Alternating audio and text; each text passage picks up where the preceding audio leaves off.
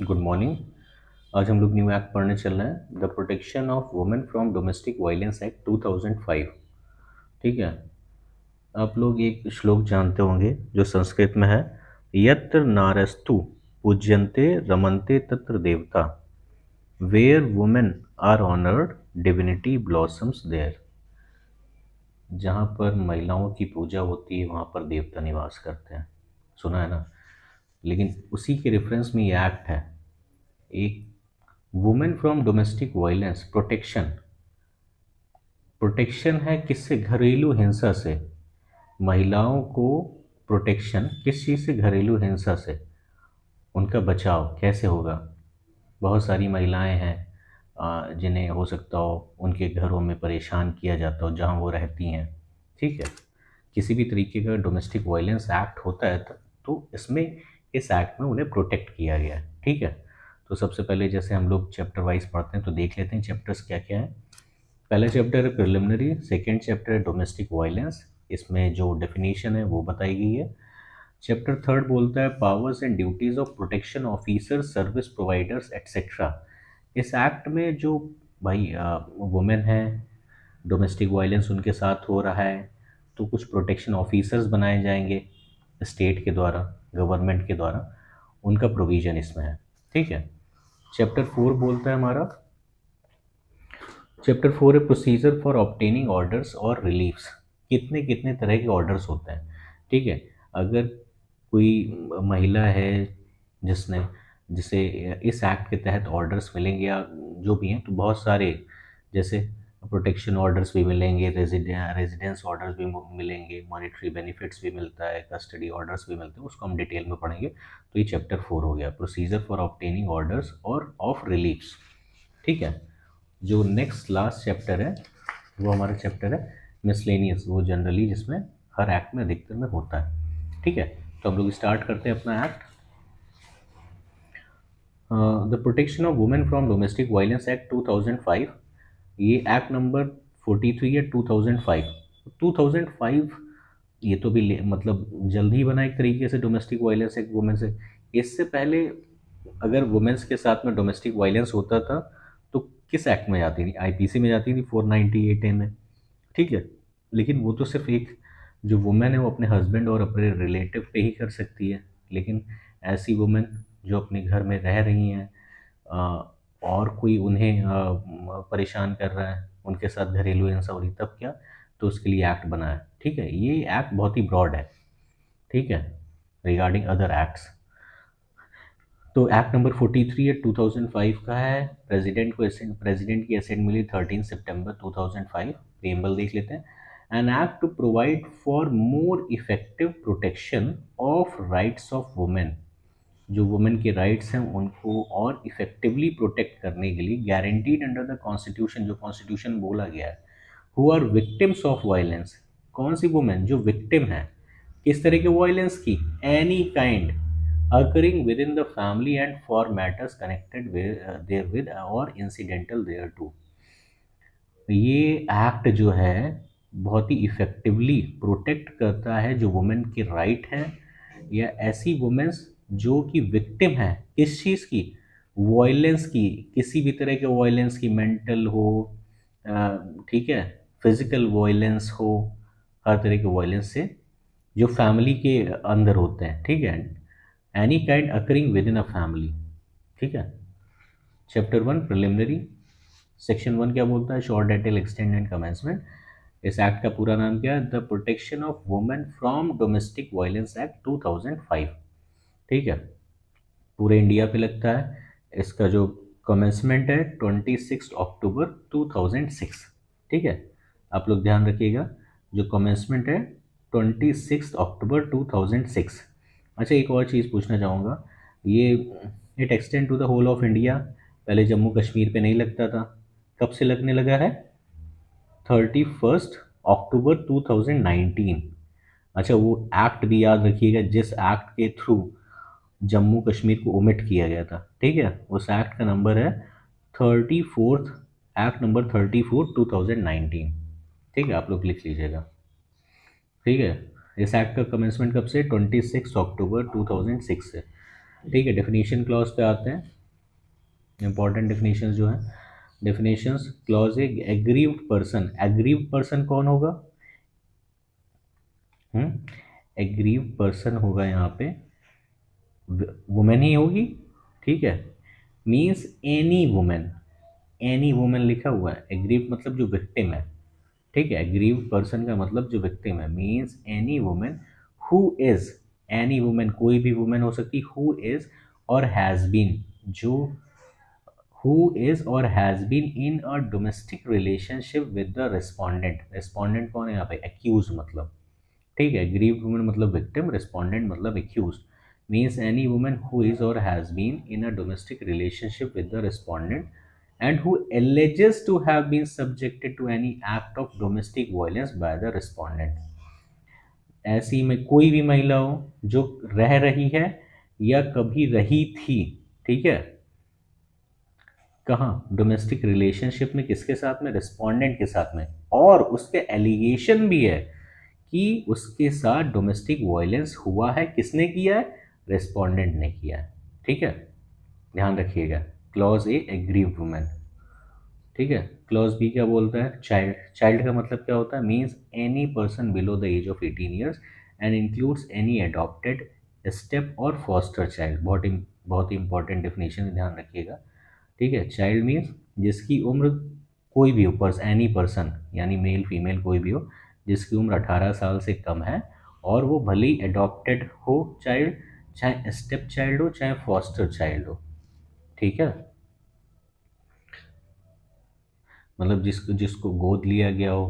ठीक है, जो स्टेप चाइल्ड हो, सौतेला हो, या जो फॉस्टर मतलब जिसकी केयर करी जा रही हो। इसके बाद क्लॉज सी कंपनसेशन ऑर्डर बताता है, ये इंपॉर्टेंट, आगे हम लोग पढ़ेंगे सेक्शन 22 में। क्लॉज डी कस्टडी ऑर्डर की बात करता है, सेक्शन 21 में है। ठीक है, क्लॉज ई बोलता है domestic incident report. Domestic incident report क्या होता है? डोमेस्टिक इंसिडेंट रिपोर्ट क्या होता है? Means a report made in the prescribed form on receipt of a complaint of domestic violence from an aggrieved person. ठीक है, एग्रीव्ड पर्सन के साथ में जो भी डोमेस्टिक वायलेंस हुआ उसकी कंप्लेंट, ठीक है, किसी प्रेस्क्राइब्ड फॉर्म में वो है। ठीक है, आगे हम लोग इसको डिटेल में पढ़ेंगे। क्लॉज एफ बहुत इंपॉर्टेंट है, ध्यान रखिएगा। डोमेस्टिक रिलेशनशिप क्या होता है? ठीक है, कैसे पता लगेगा कि जो महिला थी जिसके साथ में डोमेस्टिक वायलेंस हुआ था वो कभी मतलब वो किस तरीके से रिलेशनशिप में थी उस रिस्पोंडेंट के साथ, एक्यूज के साथ में। ठीक है, क्लॉज ऑफ इंपॉर्टेंट है, क्लॉज पूछा जाता है, ध्यान रखिएगा। Means a relationship between two persons who live और have at any point of time, ठीक है, live together in a shared household when they are related by consanguinity, marriage, or through a relationship in the nature of marriage, adoption, or any family members living together as a joint family। ठीक है, domestic relationship का मतलब क्या? Means relationship between to person, दो लोगों के बीच में relationship जो कभी रहे थे, जो रह रहे हैं साथ में, या कभी किसी पॉइंट ऑफ टाइम पे कभी रहे थे। ठीक है, कहाँ रहे थे? शेयर्ड हाउस होल्ड में। ठीक है, शेयर्ड हाउस होल्ड की आगे परिभाषा है, डेफिनेशन है, उसमें बताएंगे। शेयर्ड हाउस होल्ड में जहाँ आप एक ही घर में, ठीक है, एक ही घर में रह रहे हैं या कभी रहे थे। When they are related to, connected कैसे थे वो दोनों एक दूसरे से? कंसेंग्युनिटी यानी थ्रू ब्लड, मैरिज, मैरिज के थ्रू कनेक्ट थे, या through a relationship in the nature of marriage यानी लिविंग रिलेशनशिप की तरह।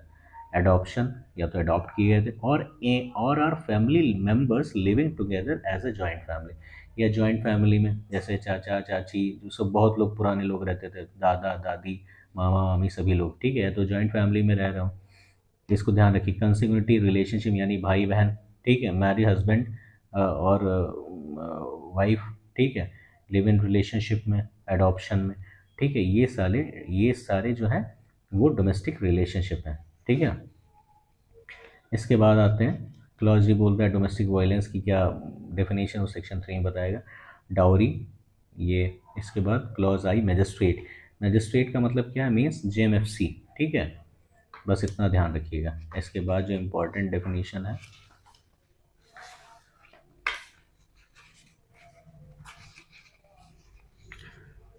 हाँ, क्लॉज क्यू। ठीक है, रेस्पोंडेंट कौन है? Respondent means any adult male person, ठीक है, who is or has been in a domestic relationship with the aggrieved person and against whom the aggrieved person has sought any relief under this act। Respondent clause Q बता रहा है, बहुत important पूछा जाता है। Two clause Q में respondent की परिभाषा यानी जो एक्यूज कौन होगा, means any adult male person. कौन होगा? एनी एडल्ट मेल पर्सन होगा।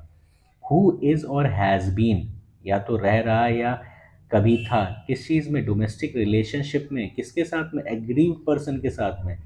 एग्रीव्ड पर्सन कौन था? Women, victim. And against whom the aggrieved person has sought any relief। जो एग्रीव पर्सन है यानी वुमेन है, जिसके अगेंस्ट में किसी भी तरह का रिलीफ मांगा है, कहाँ? इस एक्ट में। ठीक है, वो रिस्पोंडेंट होगा। अच्छा, यहाँ पे ध्यान रखिएगा, एनी एडल्ट मेल पर्सन यहाँ लिखा हुआ है, लेकिन सुप्रीम कोर्ट ने क्या कहते हैं, हीरालाल पी हरसोरा वर्सेस कुसुम नरोत्तम दास हरसोरा में बोल दिया है कि respondent may be women also. क्यों बोला? क्योंकि अगर कोई महिला है, किसी महिला के साथ में डोमेस्टिक वायलेंस करती है, जैसे उदाहरण के तौर पे कोई बहू है अपनी सास के साथ में किसी तरह का डोमेस्टिक वायलेंस कर रही है, उसको खाना नहीं दे रही है, ठीक है, तो यहाँ पर रेस्पोंडेंट कौन हो जाएगा? बहू। ठीक है, तो ये केस भी आप याद रखिएगा। ठीक है, इम्पॉर्टेंट है। प्रोविजो क्या बोला? Provided that an aggrieved wife or female living in relationship in the nature of a marriage may also file a complaint against the relative of the husband or a male partner। क्या बोल रहा? बहुत important proviso है।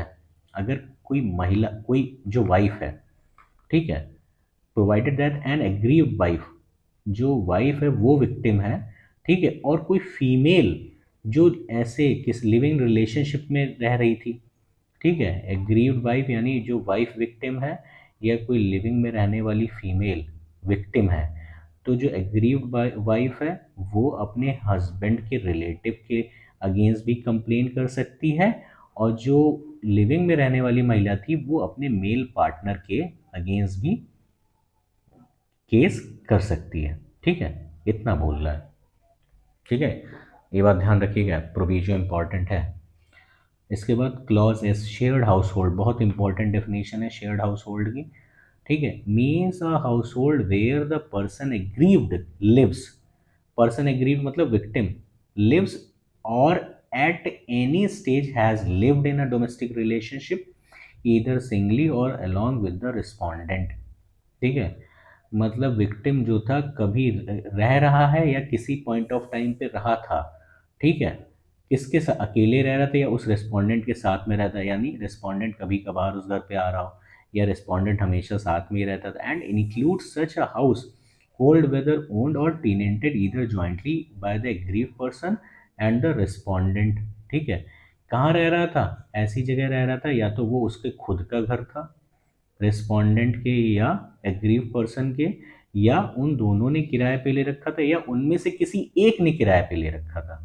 ठीक है, देखिए, और owned और tenanted by either of them in respect of which either the agreed person और द रेस्पोंडेंट। ठीक है, और बोथ ज्वाइंटली और singly have any right, title, interest और equity and include such a household which may belong to the joint family of which the respondent is a member.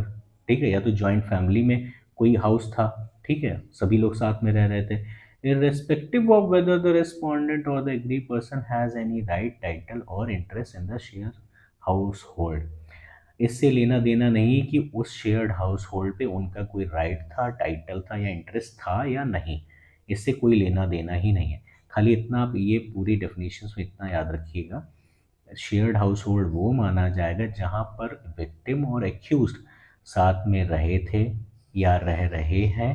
ठीक है, भले उनका right हो या ना राइट हो, भले ही एग्रीव पर्सन ने किराए पे ले रखा था, ठीक है, या दोनों ने मिलकर के किराए पे ले रखा था, ठीक है, भले उनका, या फिर जॉइंट फैमिली में रह रहे हों, जॉइंट फैमिली में भले उस घर पे उनका राइट हो या टाइटल हो या इंटरेस्ट हो या ना हो।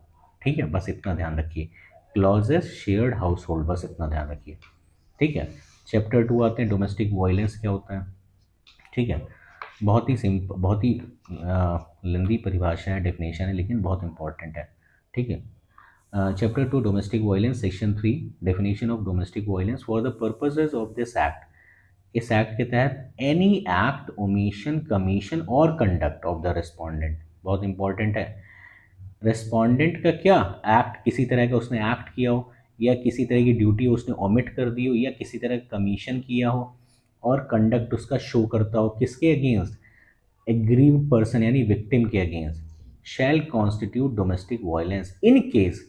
कब कहलाएगा ऐसा एक्ट, ओमिशन, कमीशन, कंडक्ट, जब उसका act, omission, commission, conduct harm करेगा और इंज्योर करेगा, क्लॉज ए में, हार्म और इंज्योर्स और endangers the health, safety, life, limb और वेलबींग, वेदर मेंटल और फिजिकल, दोनों ही तरह का देखिए वो है वायलेंस।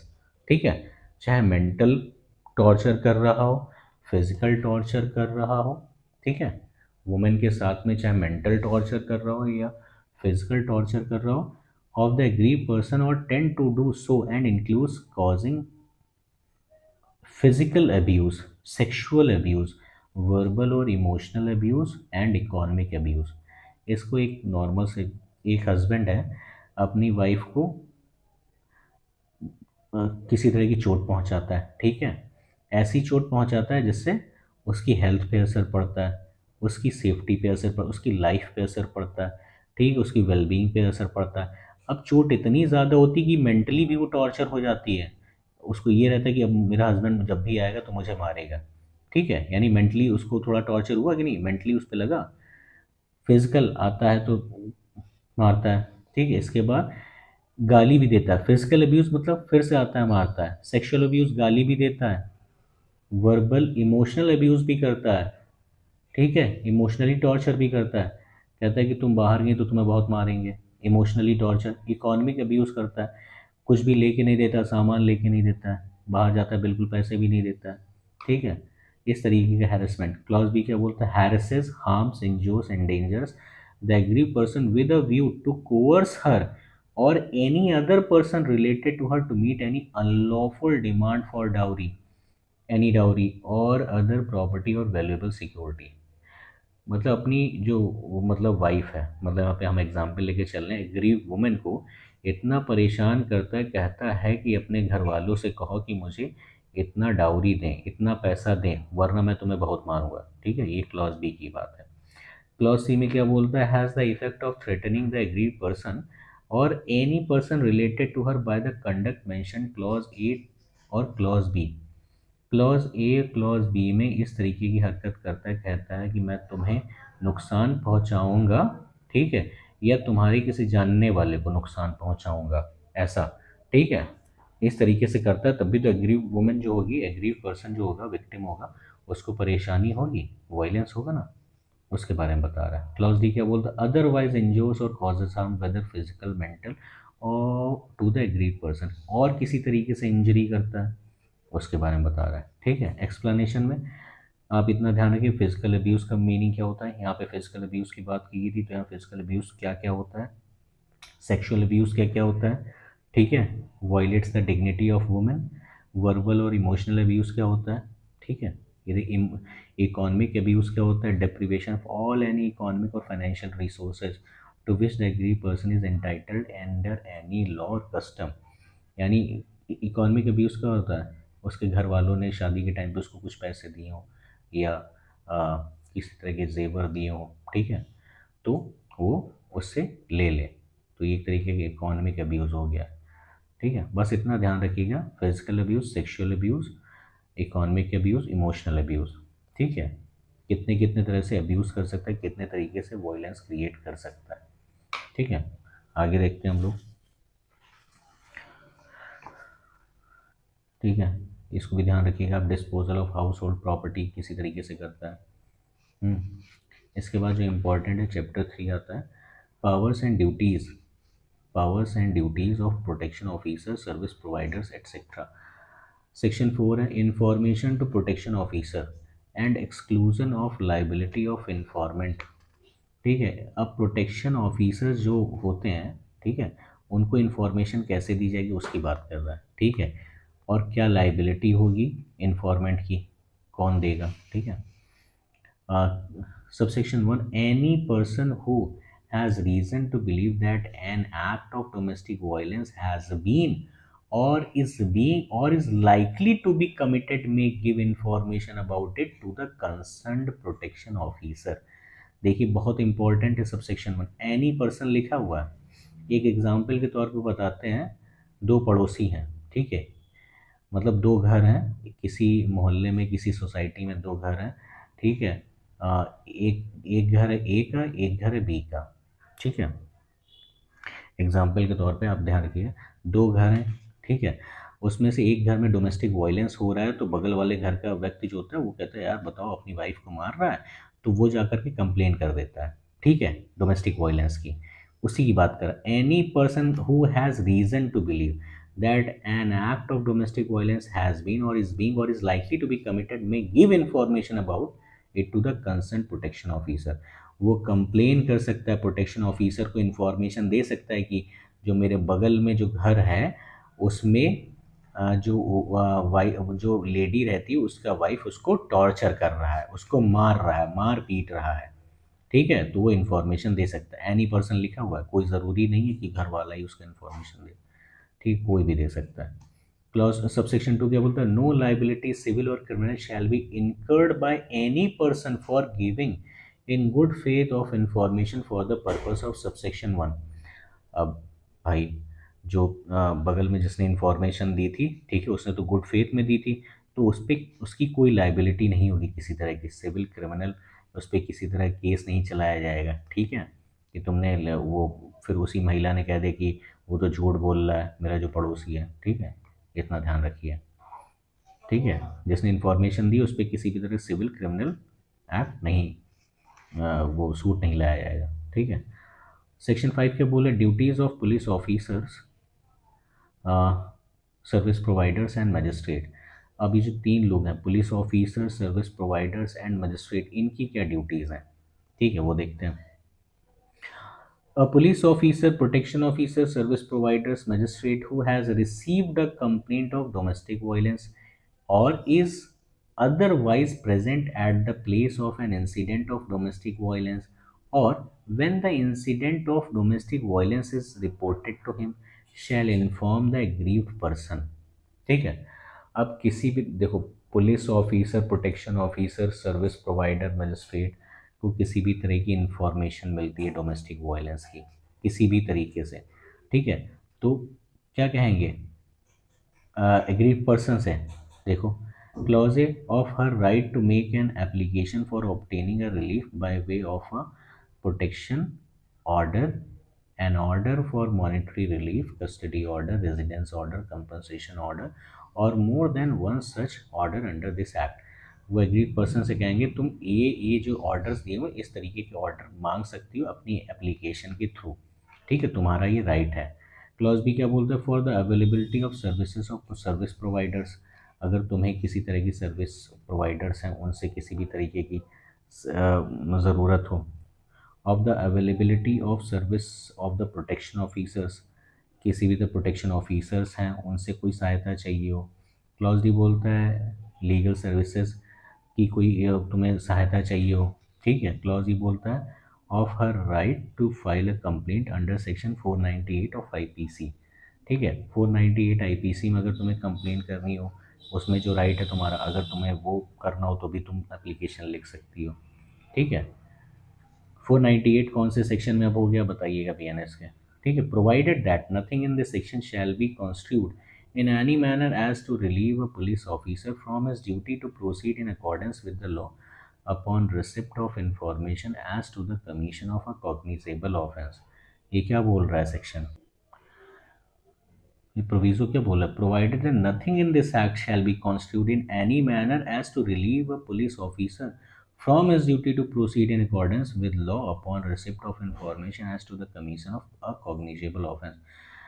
ये प्रोविजो ये बोल रहा है कि भले ही महिला ने इस तरीके की कोई एप्लीकेशन ना दी हो या उसने कोई भी तरह की कंप्लेंट नहीं की है, लेकिन पता लगता है किसी भी तरीके से, ठीक है, तो अदर जो कॉग्निजेबल ऑफेंसेस हैं आईपीसी में या किसी और या इसी में, ठीक है, तो क्या करेगा, पुलिस ऑफिसर होंगे वो अपनी duty accordance to the law करेंगे, फाइल करेंगे। ये सेक्शन रोकता नहीं है, ये एक्ट रोकता नहीं है, ठीक है। देखिए, provided nothing in this act shall be constitute, इस एक्ट में जो भी दिया वो किसी भी तरीके से, किसी भी मैनर में पुलिस ऑफिसर को अपनी ड्यूटी करने से नहीं रोकता है, ठीक है। अगर information accordance with the law upon receipt of information as to the commission of a cognizable offence, अगर किसी तरह कॉग्निजेबल ऑफेंस होता है, नॉन कॉग्निजेबल ऑफेंस, इस वजह से क्योंकि कॉग्निजेबल ऑफेंस में पुलिस बिना वारंट के गिरफ्तार कर सकती है, ठीक है, इस वजह से ये बोल रहा है।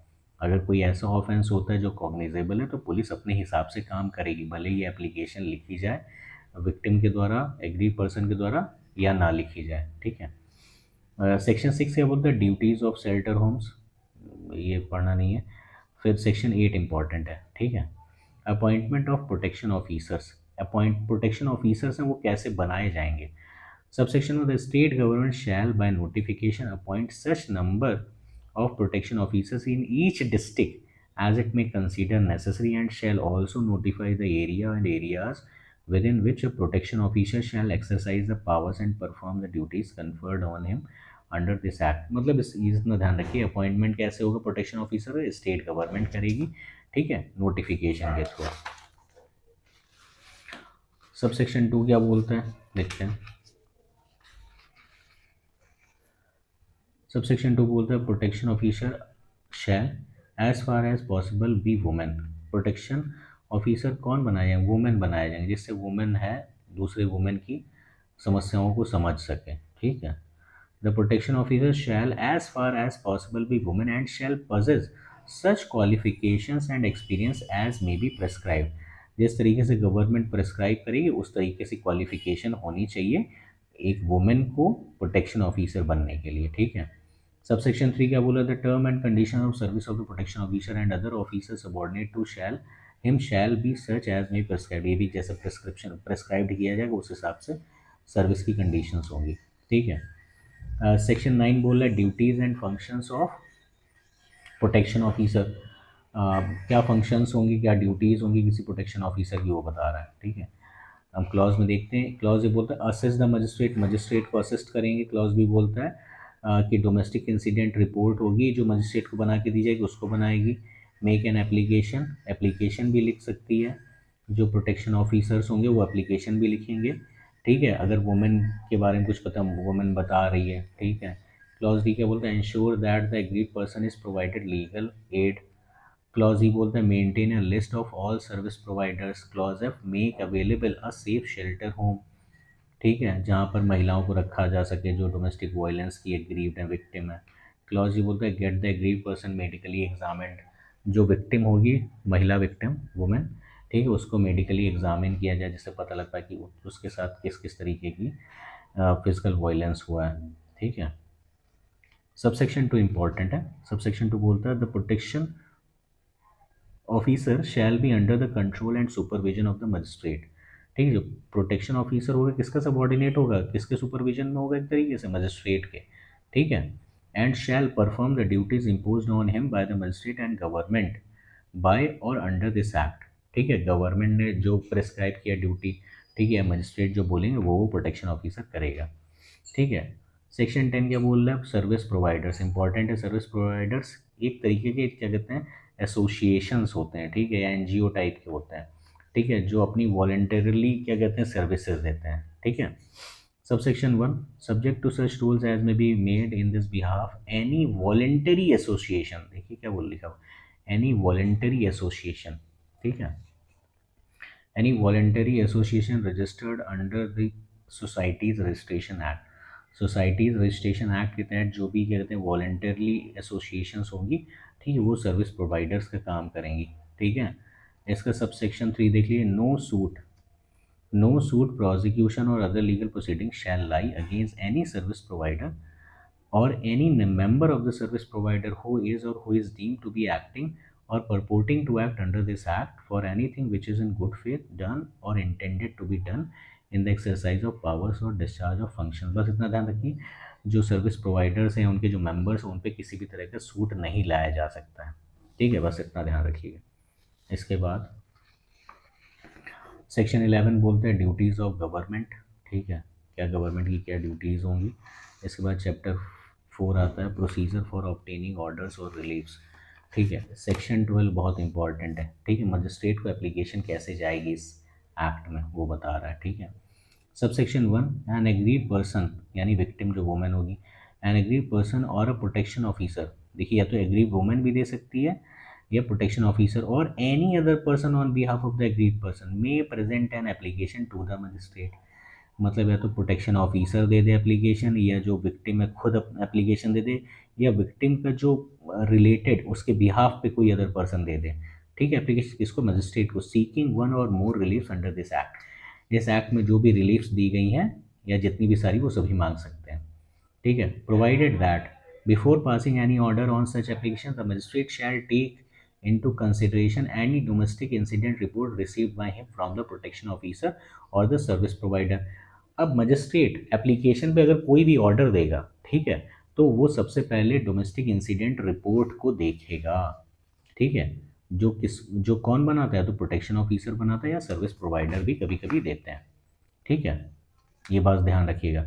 मजिस्ट्रेट किसी भी तरह के ऑर्डर देने से पहले डोमेस्टिक इंसिडेंट रिपोर्ट को चेक करेगा।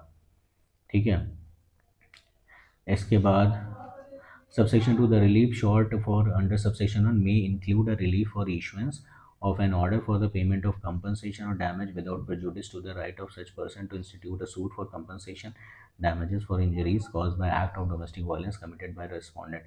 किसी भी तरह की लीफ मांगी जा सकती है उस एप्लीकेशन में। ठीक है, किसी भी तरह की कंपनसेशन, डैमेज, पेमेंट। ठीक है, अगर किसी भी तरह की इंजरी हुई है। ठीक है, तो provided that where a decree for any amount as compensation और damages has been pass by any court in favor of agreed person, the amount if any paid or payable in pursuance of the order made by the magistrate under this act shall be set off against the amount payable under such decree, and the decree shall, notwithstanding anything contained in the code of civil procedure code or any other law for the time in force, be executable for the balance amount if any left after set off। ये क्या बोल रहा है, ये सीधे सीधे ये बोल रहा है, ये बात ये बोल रहा है कि अगर शुरुआत में एप्लीकेशन बनी तो मजिस्ट्रेट ने ऑर्डर दे दिया कि इतना इतना अमाउंट दे दो। ठीक है, लास्ट में जाकर के जो भी डिक्री बनेगी उसमें से वो अमाउंट सेट ऑफ कर दिया जाएगा।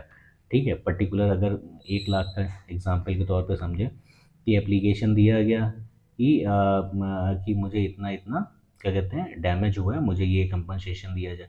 शुरुआत में दे दिया कंपनसेशन थोड़ा बहुत। ठीक है, जब लास्ट में जब ऑर्डर निकलेगा तो उसमें से वो चीज़ सेट ऑफ कर दी जाएगी, अमाउंट जो डिक्री में से जितना अमाउंट रहेगा वो सेट ऑफ कर दिया जाए बस।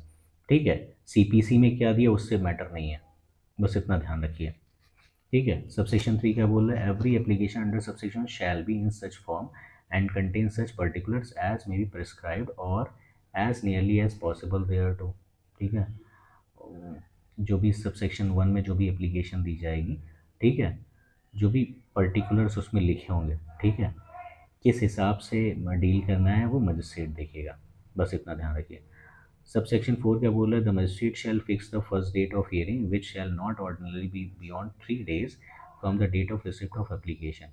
एप्लीकेशन जिस दिन मिली है उससे 3 दिन के भीतर में। ठीक है, मतलब जो 3 दिनों से ज़्यादा नहीं होना चाहिए जो फर्स्ट हियरिंग होगी। ठीक है, उसके लिए मिनिमम जो 3 दिनों से ज़्यादा की डेट दी नहीं जाएगी। जिस दिन एप्लीकेशन आई उससे 3 दिन में क्या कहते हैं फर्स्ट हियरिंग हो जाएगी, बस इतना बोल रहा है।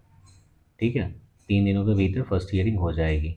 और जो फर्स्ट फिर क्या लिखा है subsection 5, the magistrate shall endeavour to dispose of every application made under subsection within a period of 60 days from the date of first hearing. First hearing जिस दिन हुई है उससे 60 दिनों के भीतर वो जो एप्लीकेशन होगी वो डिस्पोज ऑफ हो जानी चाहिए, ये बोल रहा है। ठीक है, सेक्शन 13 सर्विस ऑफ नोटिस की बात कर रहा है, कैसे नोटिस दी जाएगी, काउंसलिंग देख लेते हैं। Section 14 counselling. Subsection 1 the magistrate may at any stage of proceeding under this act direct the respondent or the agreed person either singly or jointly or undergo counseling with any member of a service provider who possess such qualifications and experience in counselling as may be prescribe. एक तरीके से मेडिएशन की बात कर रहा है, ठीक है, हो सकता हो किसी बात को लेकर के झगड़ा हो गया ग्रीव पर्सन रिस्पोंडेंट के बीच में, ठीक है, तो मामला सुलह से निपट जाए उसके लिए बोल रहा है। सब सेक्शन 2 क्या बोल रहा है, where the magistrate has issued any direction under subsection he shall fix the next date of hearing of the case within a period of not exceeding 2 months. जिस दिन वो काउंसलिंग के लिए जाएगा, ठीक है, उससे 2 महीने के भीतर में नेक्स्ट डेट आ जानी चाहिए, ये बोल रहा है, ठीक है, बस इतना बता रहा है। फिर इसके बाद सेक्शन 15 है assistance of welfare expert, important नहीं। सेक्शन 16 क्या है, proceeding to be held in camera, ठीक है, मतलब ये अकेले जो प्रोसीडिंग होगी मजिस्ट्रेट के सामने सिर्फ पार्टीज ही होंगी, उसके अलावा कोई और दूसरा नहीं होगा, बस इतना ध्यान है, यही सेक्शन 16 होता है, ठीक है। प्रोसीडिंग हेल्ड इन कैमरा का मतलब वही, सिर्फ पार्टीज होंगी, नो अदर पर्सन, ठीक है। सेक्शन 17 क्या बोल रहा है, right to reside in a shared household, ठीक है, जो वुमेन एग्रीव वुमेन है उसको शेयर्ड हाउस होल्ड में रिजाइड रहने का अधिकार है, ये बता रहा है। सबसेक्शन में notwithstanding anything content in any other law for the time being in force, every women in a domestic relationship shall have the right to reside in the shared household whether or not she has any right title or beneficial interest in the same। भले उस घर में उसका कोई अधिकार हो या ना हो, उससे लेना देना ही नहीं है, ठीक है, उस महिला को उस घर में रहने का अधिकार दिया जाएगा, ठीक है। S R Batra versus Tarun Batra case से ध्यान रखिएगा। Subsection 2, the agreed person shall not be evicted और excluded from the shared household और any part of it by the respondent save in accordance with the procedure established by law. जो respondent है, ठीक है, वो उसको उस घर से निकाल ही नहीं सकता, ठीक है, except procedure establish by law, ठीक है। सेक्शन 18 प्रोटेक्शन ऑर्डर की बात करता है, ठीक है, द मजिस्ट्रेट में after giving the aggrieve person and the respondent an opportunity of being heard and on being prima facie satisfied that the domestic violence has taken place or is likely to take place, pass a protection order in favor of aggrieved person and prohibit the respondent, ठीक है। Protection order मतलब देखेगा magistrate की, पता magistrate सारे जो evidences होंगे सारे, दोनों को अपॉर्चुनिटी देगा, एग्रीड पर्सन और रिस्पोंडेंट को अपॉर्चुनिटी देगा। बताओ, अगर उसको पता लगता है मजिस्ट्रेट को कि हाँ डोमेस्टिक वायलेंस हुआ है महिला के साथ में, ठीक है, तो महिला को प्रोटेक्शन ऑर्डर देगी और रिस्पोंडेंट को मना करेगी ये चीज़ें ना करें, क्लॉज ए से लेके जी तक, ठीक है, ये चीज़ें करोगे तो समस्या होगी, ठीक है। सेक्शन 19 क्या बोलता है, रेजिडेंस ऑर्डर की बात कर रहा है, ठीक है, ये भी सेम वही चीज़ है। एप्लीकेशन जब दी जाएगी सेक्शन 12 में, सेटिस्फाइड होगा मजिस्ट्रेट, ठीक है, उसके बाद में रेजिडेंस का ऑर्डर दे सकता है। सिर्फ इतनी सी बात बोली है, ठीक है। सेक्शन 19 यही बोल रहा है, रेजिडेंस ऑर्डर की बात कर रहा है, ठीक है। इसके बाद सेक्शन 20 बोलता है मॉनेटरी रिलीफ की बात करता है, ठीक है, मॉनेटरी रिलीफ,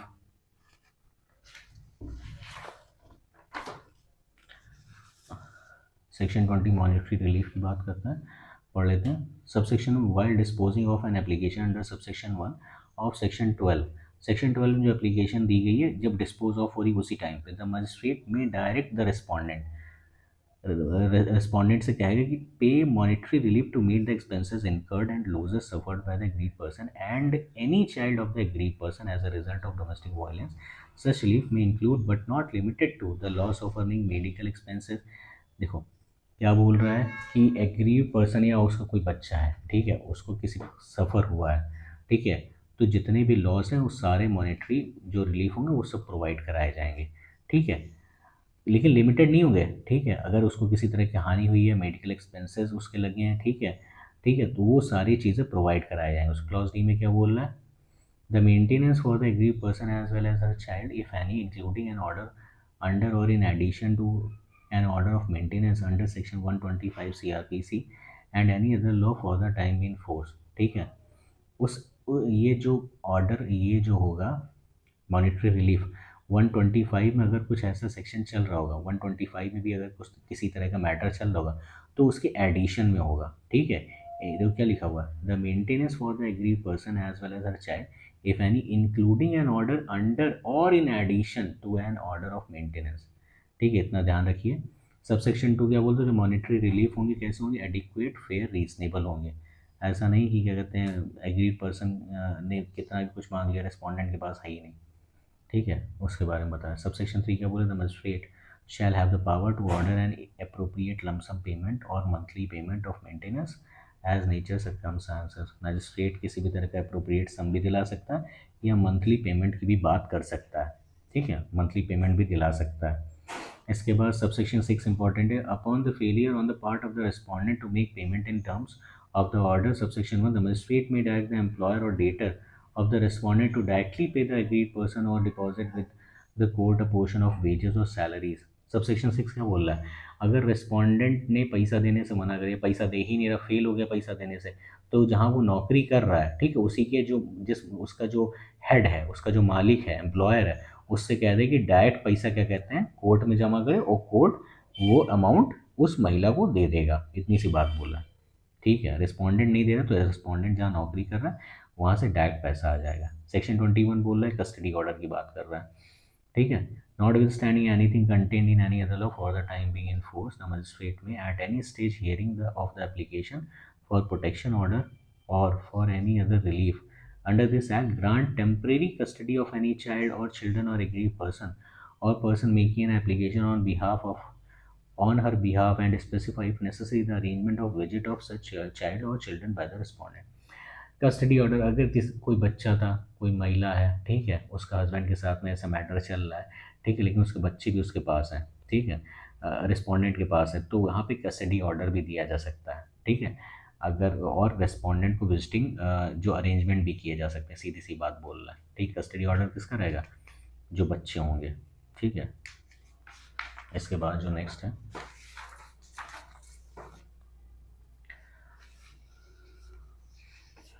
सेक्शन 22 बता रहा है कंपनसेशन ऑर्डर, ठीक है। कंपनसेशन ऑर्डर क्या बोल रहा है, in addition to other reliefs as may be granted under this act the magistrate may on an application made by the aggrieved person pass an order directing the respondent to pay compensation and damages for the injuries including mental torture and emotional distress caused by the acts of domestic violence committed by the respondent। Respondent ने अगर किसी तरह का mental torture, emotional torture किया, उसके लिए भी compensation order दिया जा सकता है, ठीक है। एप्लीकेशन में लिखा जाएगा, मजिस्ट्रेट ऑर्डर कर सकता है। सेक्शन 23 क्या बोला, power to grant interim and ex parte order. Ex parte order भी दिया जा सकता है, इंटरिम ऑर्डर भी दिया जा सकता है। कैसे दिया जा सकता है, ये सेक्शन 23 बहुत इंपॉर्टेंट है, सेक्शन याद रखिए। Subsection 1, in any proceeding before him under this act the magistrate may pass such interim order as he deems just and proper. Magistrate interim order pass कर सकता है जैसा उसको ठीक लगे। Subsection 2, if the magistrate is satisfied that an application prima facie discloses that the respondent is committing or has committed an act of domestic violence। Magistrate ने जैसे ही application देखी पढ़ी, उसको तुरंत ही पता लग गया कि हाँ डोमेस्टिक वायलेंस हुआ है, ठीक है, that there is a likelihood that the respondent may commit an act of domestic violence, he may grant ex parte order. मतलब एप्लीकेशन देखते ही मजिस्ट्रेट समझ गया कि हाँ इस महिला के साथ, महिला को देखते हो कि उसकी इंजरी रिपोर्ट, सारी रिपोर्ट, ठीक है, जो प्रोटेक्शन ऑफिसर ने बनाई थी डोमेस्टिक वायलेंस इंसिडेंट रिपोर्ट, उसको देखते ही पता चल गया कि हाँ महिला के साथ में डोमेस्टिक वायलेंस हुआ है, तो वहाँ पे मजिस्ट्रेट एक्स पार्टी ऑर्डर भी दे सकता है, ठीक है, on the basis of affidavit in such form, जैसा कि महिला एफिडेविट लगा के रखेगी, ठीक है, एफिडेविट के ऊपर अपने जो टर्म्स हैं, जो अपने एविडेंसेस हैं या जो बताएगी, अपने कथन को बताएगी, उस हिसाब से मजिस्ट्रेट ऑर्डर दे सकते हैं, ठीक है। किस किस सेक्शन में, 18, 19, 20, 21, 22, ठीक है, अगेंस्ट द रिस्पोंडेंट ऑर्डर दिए जा सकते हैं। सेक्शन 24 क्या बता रहा है, court to give copies order free of cost. Free of cost parties जो होंगी एप्लीकेशन, उनके जो भी ऑर्डर होंगे फ्री ऑफ कॉस्ट दिए जाएंगे, ठीक है। सेक्शन 26 क्या बोले, relief in other suits and legal proceeding, important है section 26। Subsection 1, any relief available under section 18, 19, 20, 21 and 21 may also be sought in any legal proceeding before a civil court, family court or a criminal court affecting the aggrieved person and the respondent, whether such proceeding was initiated before or after the commencement of this act। क्या बोल रहे हैं कि other जो suits हैं, ठीक है, legal proceedings हैं, सेक्शन 18, 19, 20, 21, ठीक है,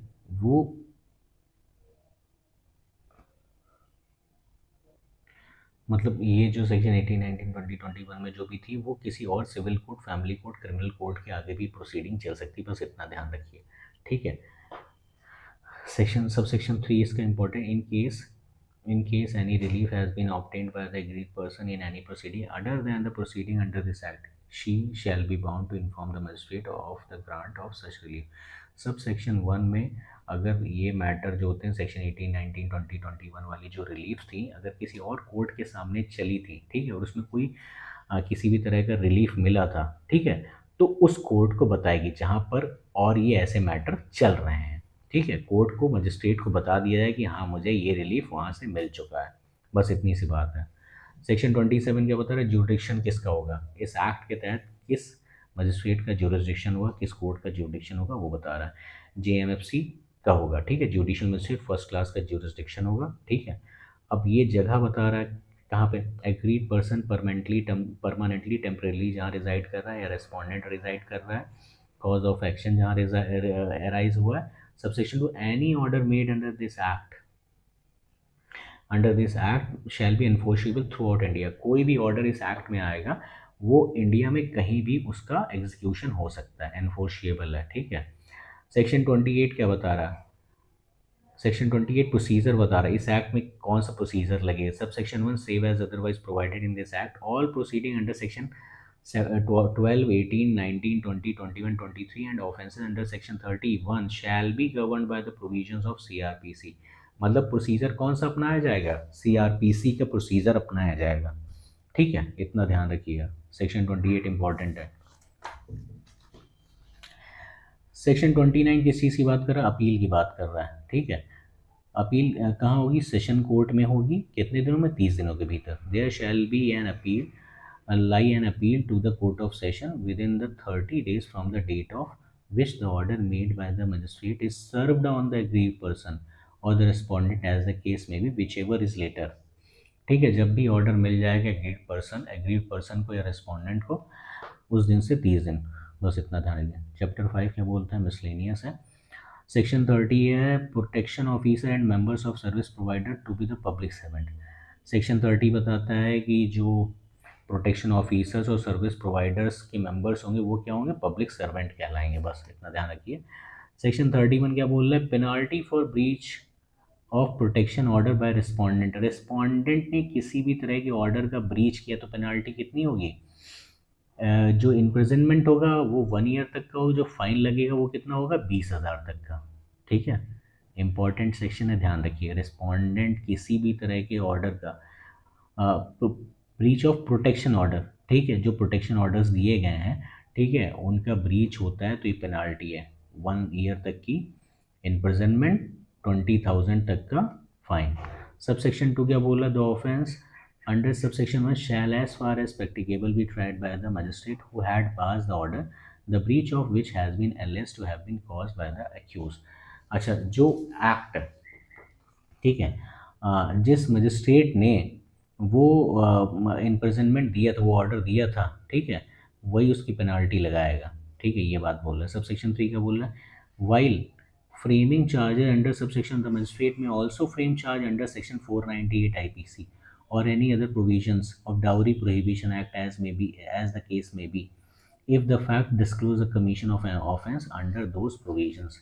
जब मजिस्ट्रेट इस एक्ट में क्या कहते हैं चार्जेस फ्रेम करेगा तो IPC के भी सेक्शंस लगाएगा 498 और डाउरी के भी लगा सकता है, बस इतनी सी बात है। सेक्शन 32 क्या बोला है, cognizance and proof not with standing anything contain in CRPC offences under subsection 1 of section 31। Section 31 में जो दिया हुआ है, ठीक है, पेनाल्टी वो क्या होगी, shall be cognizable and non वेलेबल, ठीक है। रिस्पोंडेंट ने प्रोटेक्शन ऑर्डर्स फॉलो नहीं किया, उनको नहीं फॉलो किया, ब्रीच कर दिया उनका, तो वो जो एक्शन लिया जाएगा वो एक तरीके क्या है, कॉग्निजेबल ऑफेंस कहलाएगा और नॉन वेलेबल हो जाएगा, ठीक है।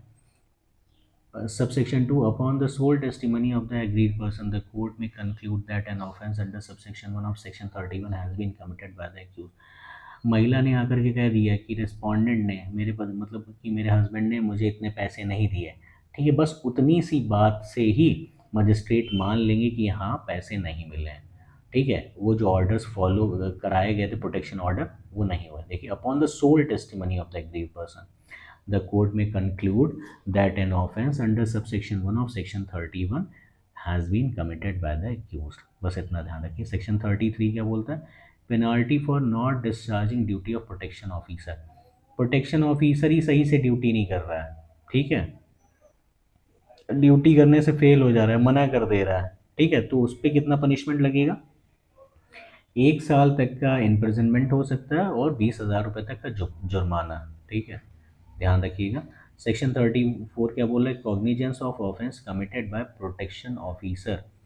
प्रोटेक्शन ऑफिसर ने जो मतलब ऑफेंस कमिट किया उनका कॉग्निजेंस क्या है, ठीक है। नो प्रोसिक्यूशन और other legal proceeding shall lie against the protection officer unless a complaint is filed by with the previous sanction of the state government.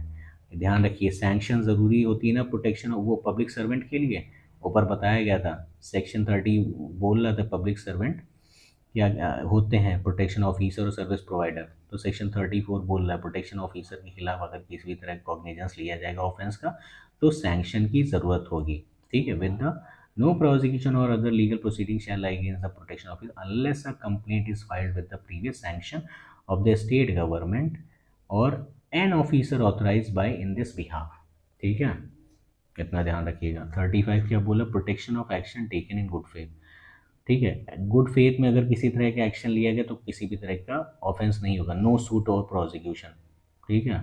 Good faith में होना चाहिए, किसी भी तरह का एक्शन नहीं लिया जाएगा प्रोटेक्शन ऑफिसर और सर्विस प्रोवाइडर पे। सेक्शन 36 बोल रहा है act not in derogation any other law but to supplement the law, ठीक है। The provision of this act shall be in addition to and not in derogation of any other law, ठीक है। Section 37 क्या बोल रहा है? Power central government की rules बनाने के लिए, ठीक है। बस इतना ही था हमारा ये चैप्टर, हमारा ये एक्ट, ठीक है। होप आप लोगों को समझ में आएगा। कुछ क्वेरी रह गई हो तो आप कमेंट लिख के बता सकते हैं, ठीक है। Thank you.